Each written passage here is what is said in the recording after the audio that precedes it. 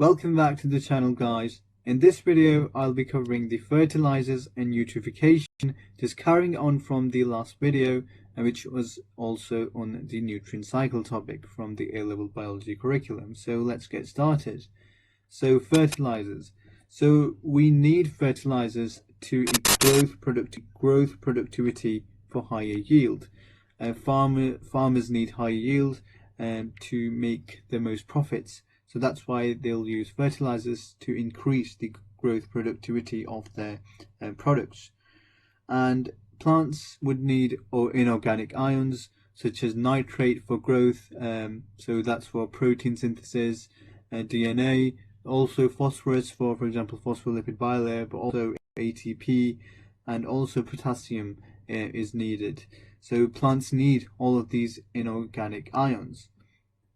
And when harvesting, so when harvestation occurs and when we have livestock, the nutrients are removed.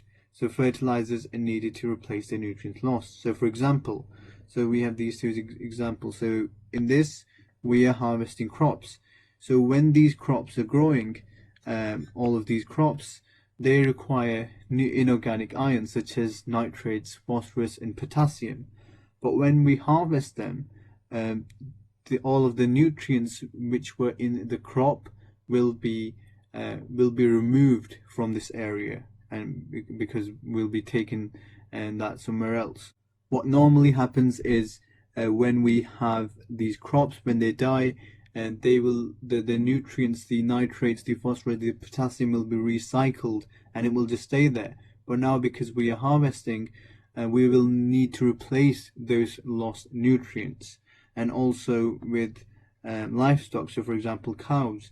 So cows will be feeding on, for example, grass, and that requires nitrates, phosphorus, potassium to grow. But when these cows will be taken away to be slaughtered, these nutrients will be removed. So these inorganic ions will be removed from that area. That's why we need replacing of these inorganic ions to carry on with the growth, and the fertilizers can help us to replace the nutrients which have been lost.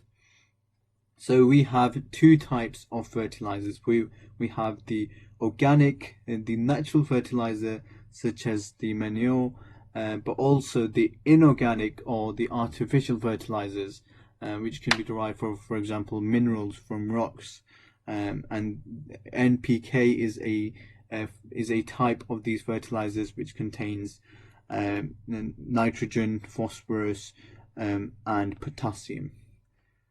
And after a point, so as you add fertilizers, what would happen is the rate of growth would increase. But after a point, the rate of growth plateaus. It would stop growing because other factors can become limiting, such as if we are using a nitrate fertilizer. So as you can see, this increases and after a point it plateaus.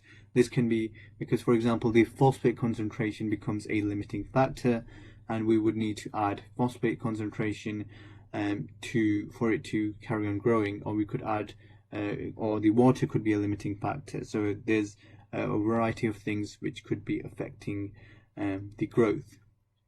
So looking at organic versus inorganic fertilizers, so there are more differences, but these are the most important ones, and these are what you usually would be asked in an exam. So organic tends to be cheaper than inorganic, because this can be just derived from manure. So if farmers have livestock on their farm already, they can get that manure for free. Inorganic fertilizers tend to be more costly as they take more money to make.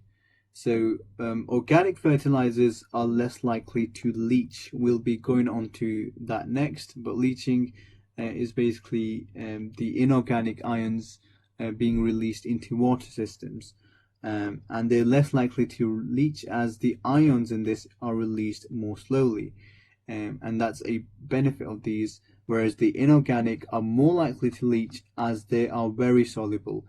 Being very soluble can be a good thing, as that means they will work quickly, these inorganic ions, but the downside is they can they would be more likely to leach. And organic fertilizers, we can't derive the exact proportion of minerals, and that can't be controlled.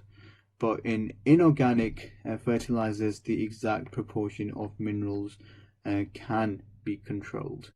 Alright, so now looking into eutrophication. So what is leaching first? So leaching is water-soluble compounds, and this can be like fertilizers and containing those inorganic ions being washed into bodies of water, so such as lakes and streams. So for example, we have this NPK fertilizers, so containing nitrogen, phosphorus and potassium.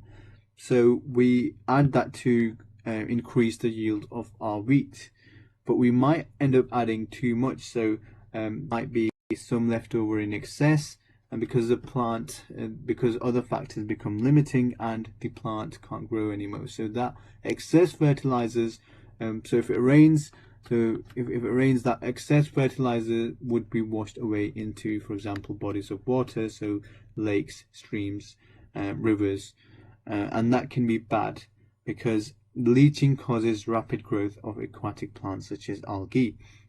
So we have that fertilizer being washed away into, for example, the river in this case. And because that fertilizer contains inorganic ions such as nitrate, phosphorus and potassium, it will lead to a rapid growth of aquatic plants inside the river, and this also includes algae.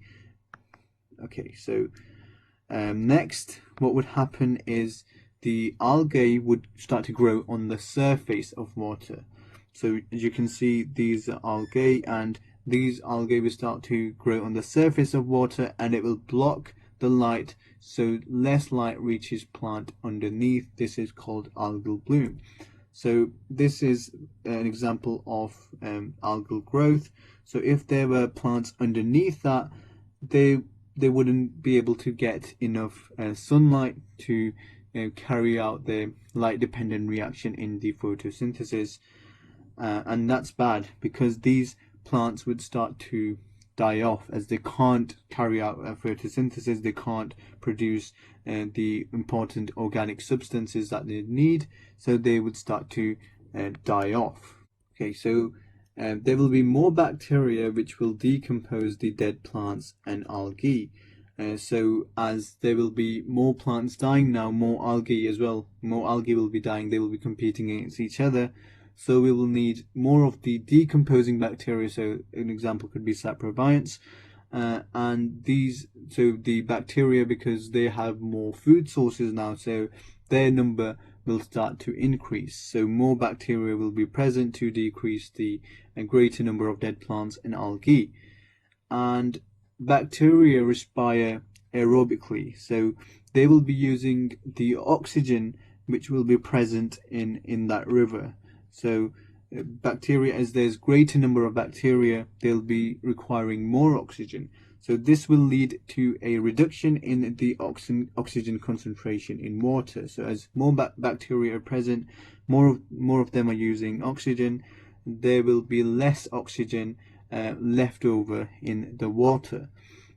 And what this would mean is the oxygen levels are depleted, so they're decreased to such a level that aerobic organisms such as, for example, the fish in the river, they will not have sufficient oxygen to be able to respire properly, and they will end up dying. So it's not just fish, but all the other organisms which need which need a level of oxygen that's not available anymore, they will start to die. Anaerobic organisms which can respire anaerobically and would be fine, and their numbers would increase. But these aerobic organisms, most of them would end up dying, leading to a reduction in the biodiversity in the lake or river. Thank you so much for watching this video. If you did like this video, don't forget to subscribe to see more of these, and you can watch my recent videos by clicking on the links popping up. Thank you.